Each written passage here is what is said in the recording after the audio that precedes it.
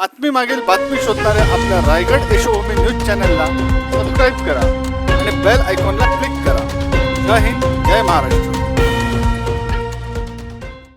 सध्या निर्माण झालेल्या गॅस टंचाईमुळे दैनंदिन जीवनासह लग्न समारंभ व इतर सामाजिक कार्यक्रमांवर मोठा परिणाम होत आहे.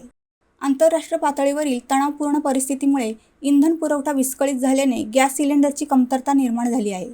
गेल्या काही दिवसांपासून गॅस सिलेंडर सहज उपलब्ध होत नसल्याने नागरिकांना मोठ्या प्रमाणात त्रास सहन करावा लागत आहे. एका सिलेंडरसाठी नागरिकांना विविध एजन्सी व विक्रेत्यांकडे फेऱ्या माराव्या लागत आहेत. काही ठिकाणी गॅसचा काळा बाजारही वाढल्याचे चित्र दिसत आहे. सिलेंडरच्या किमतीत वाढ तर झाली आहेच, त्यातही सिलेंडर मिळण्याच्या दिवसांमध्ये देखील वाढ झाली आहे. तरीही नागरिक नाइलाजाने जास्त पैसे देऊन सिलेंडरची खरेदी करत आहेत. उरणमध्ये द्रोणागिरी नोडमध्ये अशाच प्रकारे अजूनही गॅस सिलेंडरसाठी नागरिकांच्या रांगा लागलेल्या आहेत. भर उन्हात नागरिक एका सिलेंडरसाठी दिवसभर रांगा लावून आहेत. वयोवृद्ध नागरिक, लहान मुले, महिला मोठमोठ्या रांगा लावून उभे असलेले दिसून येत आहेत. बुकिंग होऊनही सिलेंडर मिळत नाही. Indian gas, HP gas, Bharat gas किंवा खासगी कंपन्यांकडून गॅस स्टॉक नाही किंवा गॅस अजून आलेला नाही अशी उत्तरे देऊन ग्राहकांना ताटकळत ठेवलं जात आहे. द्रोणागिरी नोडमधील आजूबाजूच्या अनेक गावातून ग्राहक सिलेंडरसाठी येत आहेत.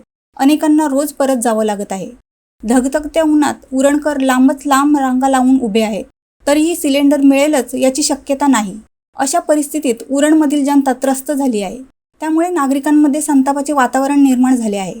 अशा वेळी आपण उरणमधील नेत्यांना निवडून दिले आहे. त्यांनी या समस्येकडे लक्ष देणे गरजेचे नाही का, असा संताप नागरिकांकडून व्यक्त होत आहे.